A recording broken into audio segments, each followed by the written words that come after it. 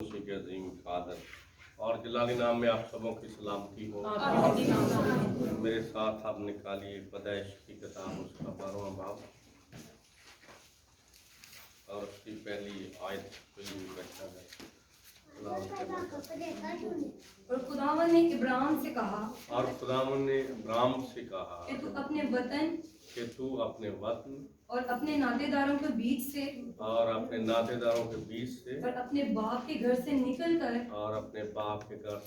कर उस मुल्क में जा जो मैं तुझे दिखाऊंगा। खुदावंद अपने कलाम के वसीले से मुझे और आप सबको बरकत अता करें। आमीन। बैठ जाइए।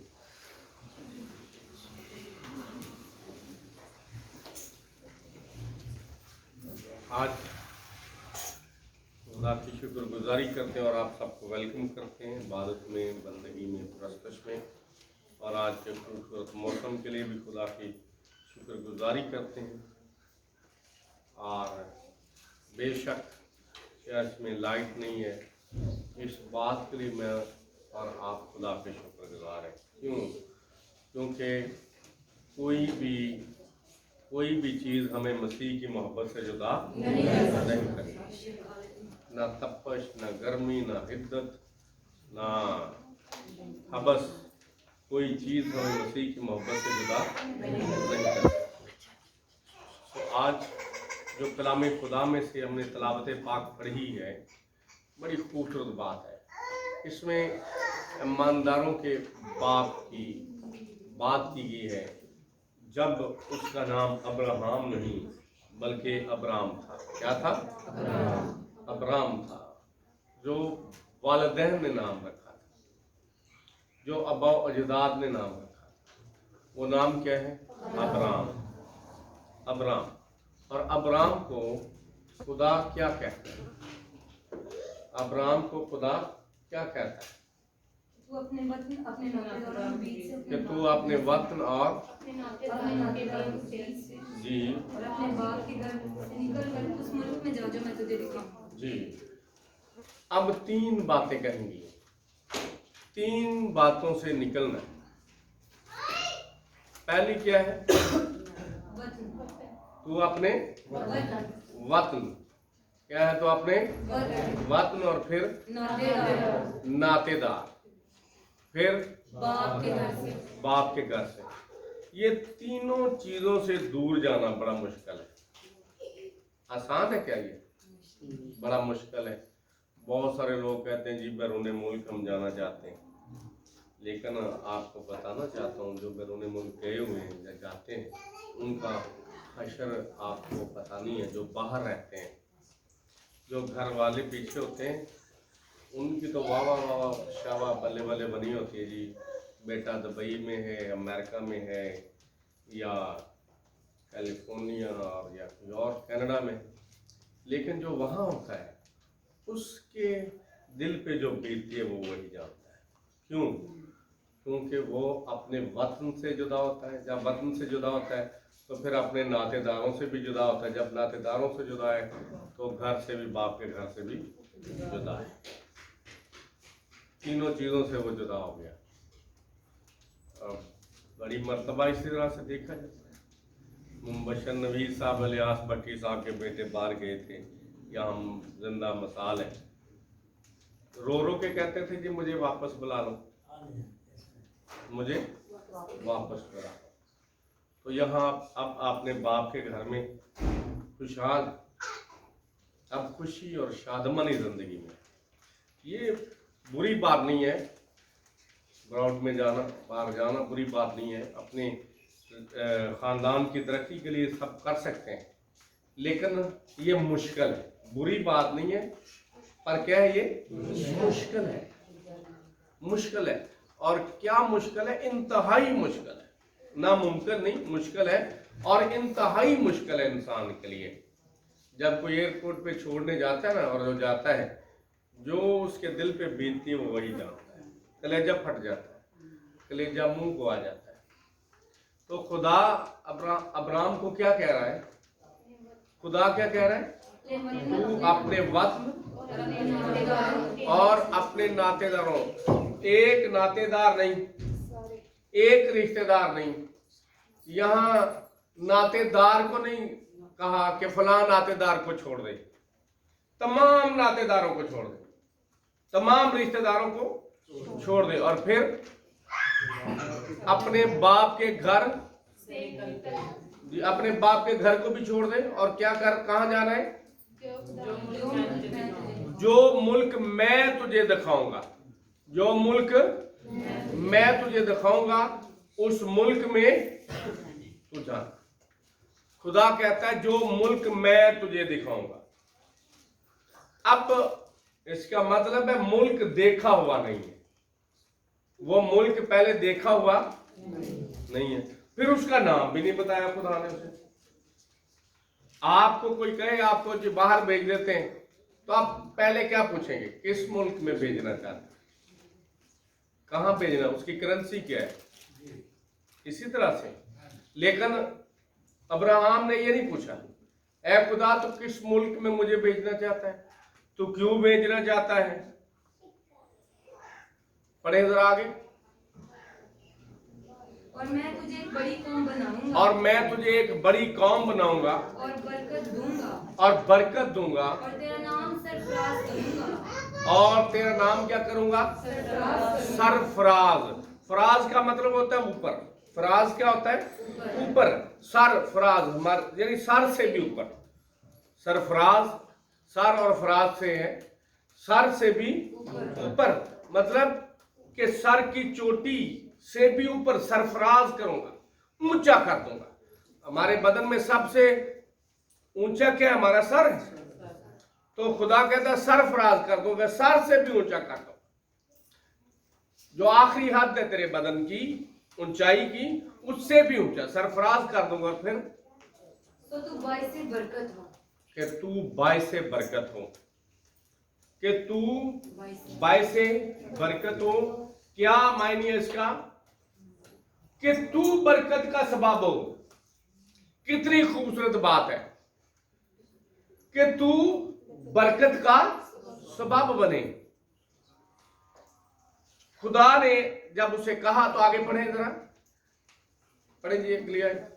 और जो तुझे मुबारक कहे मैं उनको बरकत दूंगा, और जो तुझे मुबारक कहे मैं उनको क्या करूंगा? बरकत दूंगा। बरकत दूंगा। और जो तुझ पर लानत करे उस पर मैं लानत करूंगा, और जो तुझ पर लानत करे उस पर मैं क्या करूंगा? लानत करूंगा। लानत करूंगा। और जमीन के सब कबीले तेरे वसीले से बरकत पाएंगे, और जमीन के सब कबीले तेरे वसीले से बरकत पाएंगे। हालेलुया, कितनी बड़ी बात है। इस तरह से है, बेशक अब्राहम जमीन पर है, खुदा आसमान से गुफ्तगू कर रहे हैं, और यूं लगता है कि जैसे अब्राहम खुदा के बिल्कुल सामने है, आमने सामने बात हो रही है, गुफ्तगू हो रही है, दू बदू है। और खुदा कहता है कि जो तुझे बरकत दे मैं उसे क्या करूंगा?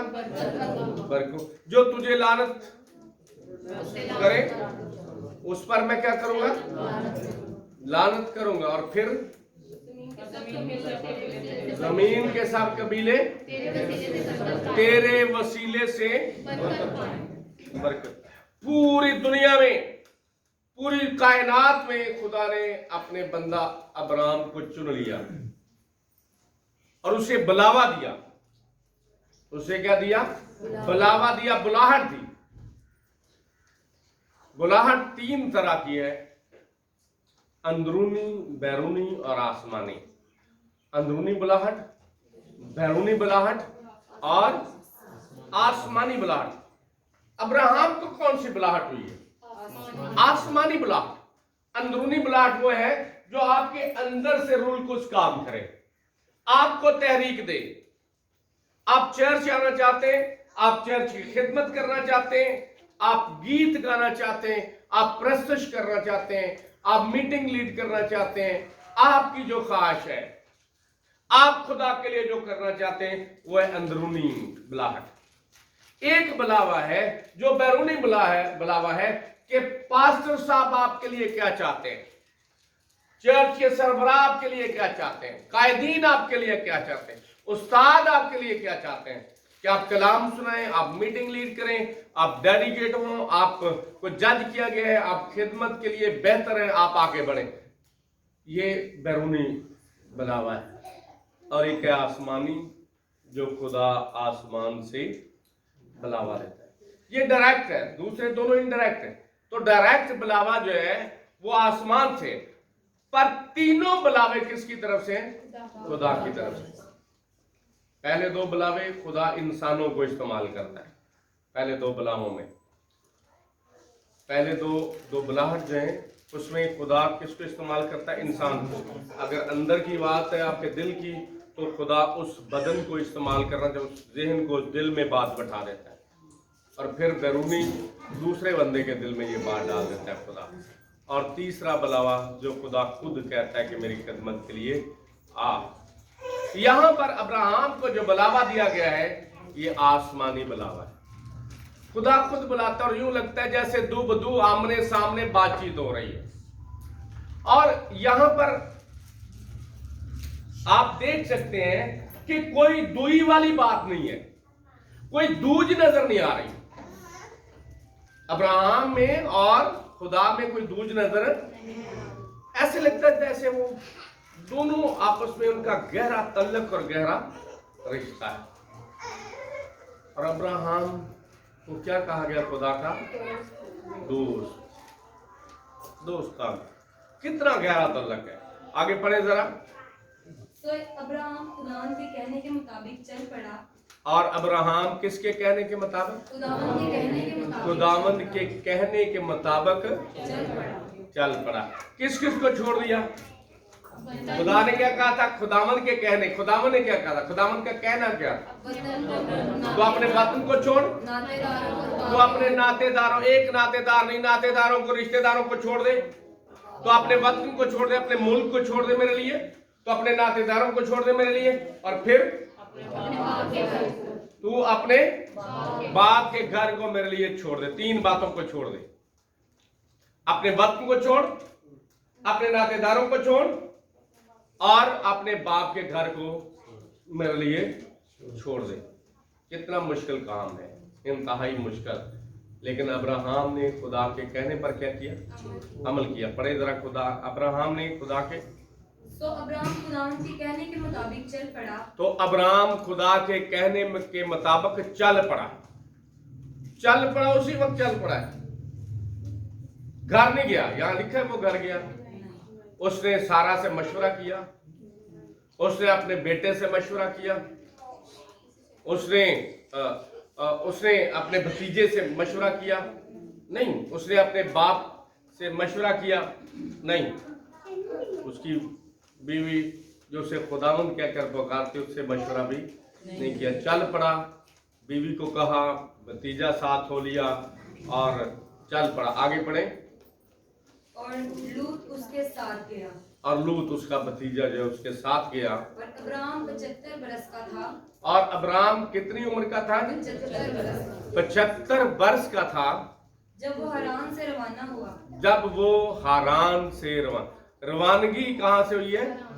हारान से। हारान से रवाना हुआ। और अब्राहम ने अपनी बीवी सारी और अपने भतीजे लूत को और सब माल को जो उन्होंने, और अब्राहम ने क्या किया? अपनी बीवी सारी, उस वक्त उसका नाम सारी था, इसका अब्राहम, और अपने भतीजे लूत को और सब माल को जो उन्होंने जमा किया था जी, और उन आदमियों को जो उनको हरान में मिल गए थे साथ लिया।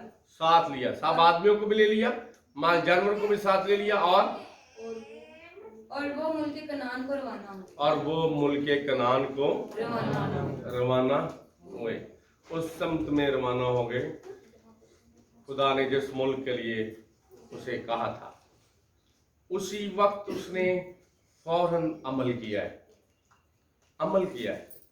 खुदा बाप ने अब्राहम से कहा तो उसने अमल किया, अपनी बीवी सारी को लिया, उसका भतीजा लूत साथ हुआ, नौकरों को लिया, माल जानवर को लिया और उस मुल्क की तरफ चल दिया। वो मुल्क देखा नहीं है, वो मुल्क उसने देखा नहीं है जिस तरफ चल दिया। आगे बढ़े।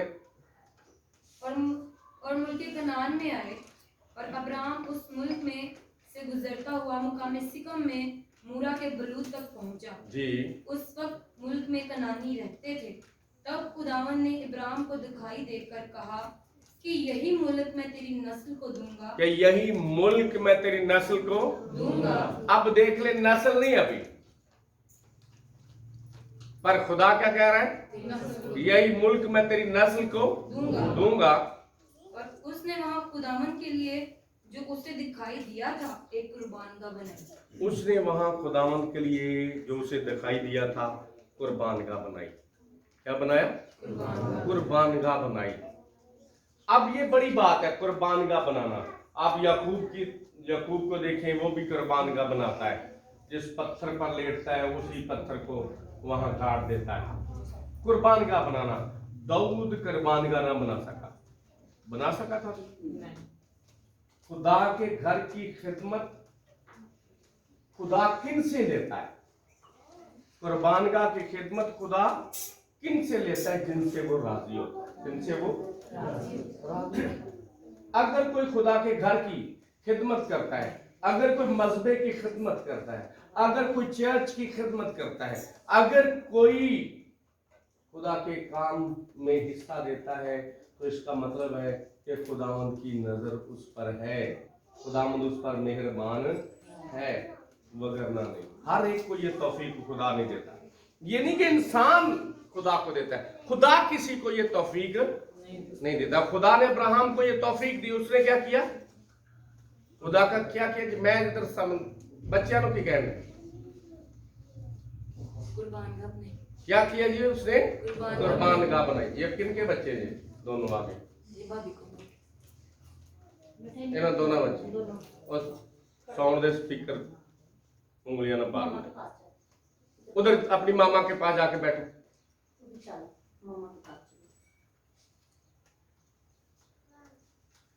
क्या किया जी?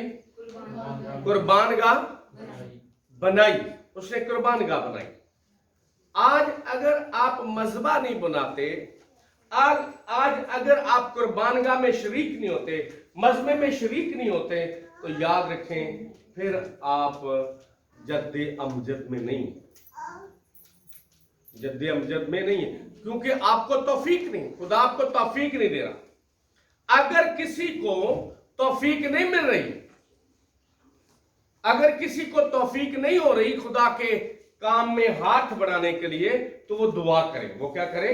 दुआ करे कि खुदा मुझे तौफीक अता कर कि मैं तेरे काम में हिस्सा डाल सकूं, मजहबे में हिस्सा डाल सकूं, मजहबे में शरीक। आगे और वहां से कूच करके उस पहाड़ की तरफ गया, और वहां से कूच करके उस पहाड़ की तरफ गया जो बैतेल के मशरिक में है। जो बैतेल, एल किसे कहते हैं? खुदा। एल क्या है? खुदा। बैत घर, बैत एल खुदा का घर। बैत घर होता है और एल खुदा। बैत एल खुदा का घर। जी आगे। और अपना डेरा ऐसे लगाया कि बैतेल मगरिब में और आई मशरिक में है। आप देखें अपना डेरा किस तरह से लगाया? ऐसे लगाया कि बैतेल मगरिब में, बैतेल उसके मगरब में और आई मशरिक में, और आई उसके मशरक में पड़ा। और वहां उसने खुदावन के लिए एक कुर्बानगाह बनाई। वहां उसने खुदावन के लिए क्या किया है? एक कुर्बानगाह बनाई है। और खुदावन से दुआ की। और खुदावन से क्या किया है? दुआ की। कुर्बानगाह बना के दुआ की। आप देख लें याकूब ने भी। आज अगर हम मजबा नहीं बनाते, आज अगर हम कुर्बानगाह नहीं बनाते और सिर्फ दुआ करते, महज दुआ करते हैं, तो फिर याद रखें फिर हम बाइबल मुकद्दस में जो तहरीरात हैं, बाइबल मुकद्दस में जो लिखा हुआ है उस पर अमल नहीं करते। आगे पढ़ें। और अब्राहम सफर करता करता जनूब की तरफ बढ़ गया। जी, सफर करता करता किस तरफ चला गया? जनूब की तरफ। आगे। और उस मुल्क में काल पड़ा। और उस मुल्क में काल पड़ा। और अब्राहम मिस्र को गया कि वहां टिका रहे, क्योंकि मुल्क में सख्त काल था। जी, मुल्क में सख्त काल था, वो मिस्र को चला गया। फिर और ऐसा हुआ कि जब वो मुल्क मिस्र में दाखिल होने को था जी, तो उसने अपनी बीवी सारी से कहा जी कि देख, मैं जानता हूँ कि तू देखने में खूबसूरत औरत है, जी, और यूं होगा कि मिस्री तुझे देखकर कहेंगे कि ये इसकी बीवी है, सो वो मुझे तो मार डालेंगे मगर तुझे जिंदा रख लेंगे। सो तू ये कह देना कि मैं इसकी बहन हूँ, ताकि तेरे सबब से मेरी खैर हो और मेरी जान तेरी बदौलत बची रहे। और यूं हुआ कि जब इब्राहिम मिस्र में आया तो मिस्रियों ने उस औरत को देखा कि वो नहायत खूबसूरत है, और फिरौन की उमरा ने उसे देखकर फिरौन के हुजूर में उसकी तारीफ की। और वो औरत फिरौन के घर में पहुंचाई गई, और उसने उसकी खातिर इब्राहिम पर एहसान किया, और भेड़ बकरियां और गाय बैल और गधे और गुलाम और लौंडियां और गधियां और ऊंट उसके पास हो गए। पर खुदावन ने फिरौन और उसके खानदान पर अब्राम की बीवी सारी के सबब से बड़ी बड़ी बलाएं। अब देखें, अब्राहम खुदा पर ईमान लाया, चल दिया। उसकी बीवी सारा नहायत उस वक्त की दुनिया में सबसे ज्यादा खूबसूरत औरत थी। सारी नहायत खूबसूरत औरत थी और खूबसूरत खातून थी। कलाम खुदा में लिखा है अब्राहम भी उसकी खूबसूरती की तारीफ करता है, और वो उसकी बहन भी लगती थी। इस वजह से उसने कहा कि तू इस तरह से कह देना कि तू मेरी बहन है। अब जब मुल्क के बादशाह ने उसे बुला लिया है तो किसकी खातर जी? सारा की खातर क्या किया है? बड़ी बड़ी क्या की है? बलाएं नाज़िल किए। किस पर? फराउन और उसके खानदान पर। जब कोई ईमानदार रहेगा, जब कोई दयानतदार रहेगा, जब कोई वफादार रहेगा। अब सारी जो है अपने शोहर की वफादार है। उसने क्या किया? अपने शोहर को रोका नहीं है। उसने अपने शोहर को रोका नहीं है कि तू कहां चल दिया है। ये मालो मता, ये मुल्क, ये वतन, बाप का घर, सब कुछ तो यहाँ है, और तू कहां अपने खुदा के नाम पे चल दिया। तेरा खुदा जिसने तुझे कहा है तो उसके नाम पे चल दिया है। उसने खुदा के बारे में कोई तहकीर नहीं की, बल्कि अपने शोहर की वफादारी की है। खुदा की भी और अपने शोहर की भी क्या किया जी? वफादारी की है और चल दी है। और जब वो वफादार रही है तो कलामे खुदा में लिखा है, बगैर हथियारों के, बगैर तलवारों के, बगैर किसी असलहे के, बगैर रथों और घोड़ों के वो अकेली है, और उसकी इज्जत और नामूस की हिफाजत मेरे और आपके रब खुदा में।